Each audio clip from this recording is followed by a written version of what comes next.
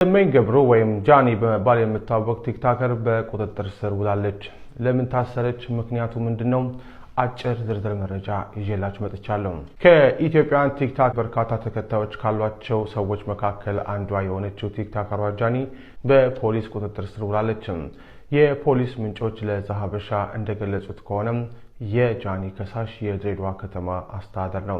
ከቀናት በፊት በቲክቶክ ፕላትፎርም ላይ የድሬዳዋ ነዋሪዎችን አስነጓሪ ንግግር በመናገሯ ምክንያት የተለያየ ውግዘት ሲቀርብባት የነበረችው ቲክቶከሯ ጃኒ ትላንት ሐሙስ ግንቦት 28 ቀን 2017 ዓ.ም በቦሌ ክፍለ ከተማ ፖሊስ ቁጥጥር ስር ልትውል እንደቻለች አውቀናል።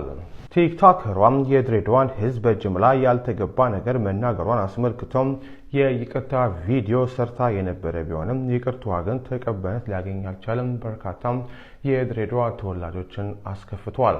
የቲክቶከሯ ከሳሽ የድሬዳዋ ከተማ መስተዳድር ሲሆን ከስፍራው የመጡ የጸጥታ ሰዎች የፍርድ ቤት መያዣ ትዕዛዝ እንደያዙና በምትገኝበት አካባቢ ያለ ፖሊስ ጣቢያ እንዲተባበራቸው ተነግሮ ስለነበር በዚያ አግባብ መሰረት በቦሌ ክፍለ ከተማ ፖሊስ መምሪያ በቁጥጥር ስር ልትውል እንደቻለች የፖሊስ ምንጮቻችን ነግረውናል። በቀጣይ ቲክቶከሯ ወደ ድሬዳዋ እንደምታመራና ክሷን በዛ ላይ ሊታይ እንደሚችል የፖሊስ ምንጮች ነግረውናል።